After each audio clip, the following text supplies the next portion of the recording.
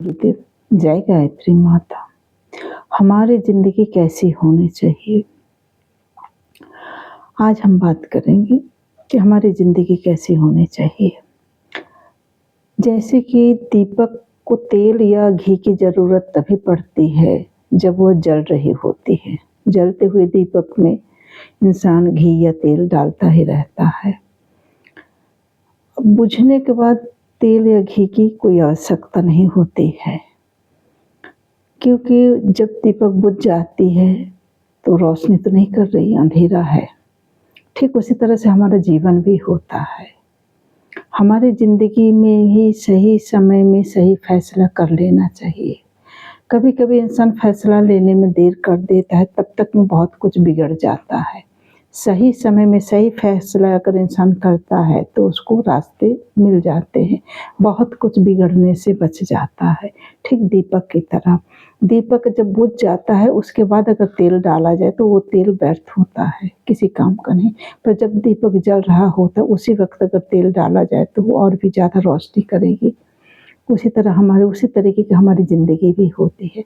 हमेशा सही समय में सही लोगों से ही फैसला करवाना चाहिए या लेना चाहिए, ताकि हम किसी भी समस्या को सुलझा सकें।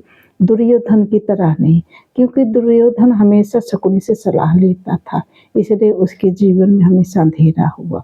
और बनिए तो अर्जुन की तरह बनिए। अर्जुन हमेशा भगवान कृष्ण से सलाह लेते थे। हम लोग अपने गुरुदेव से सलाह लेते हैं। ठीक उसी तरह से आप भी अपने जीवन में सही व्यक्ति से सलाह लीजिए, और सलाह लेने में कभी देर मत करिएगा, क्योंकि ज़िंदगी हमारी बहुत छोटी है।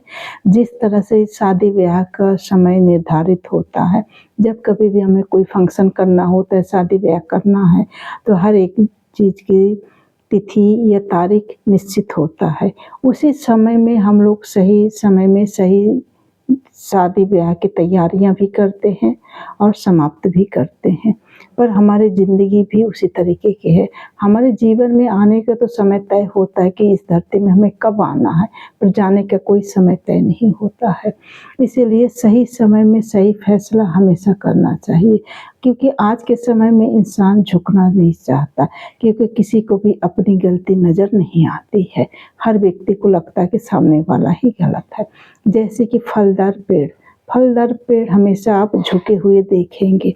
ठीक उसी तरह से हमारा जीवन होता है।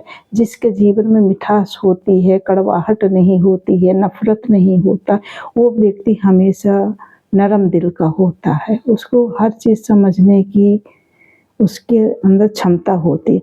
पर जिस पेड़ में फल नहीं लगते, वो पेड़ हमेशा खड़ा ही रह जाता है। उसको झुकने की ज़रूरत नहीं पड़ती है, वो होता है अहंकार। इसी तरह से हमारा जीवन भी होता है। इसी तरह से हमें अपने सही समय में अपनी गलतियों को पहचानना चाहिए और सही समय में सही डिसीजन लेना चाहिए। ये हम बुद्धि हमारे आएगी कब? हमारे सद्बुद्धि और सद्ज्ञान की वजह से आएगी। जब हम गायत्री साधना करेंगे, गायत्री उपासना करेंगे, अच्छी पुस्तकें पढ़ेंगे, तब ये चीज़ें हमारे अंदर आएंगी।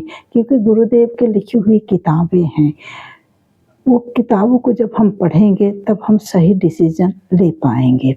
उसके लिए हमें सद्बुद्धि और सही सत्मार्ग की ज़रूरत पड़ेगी।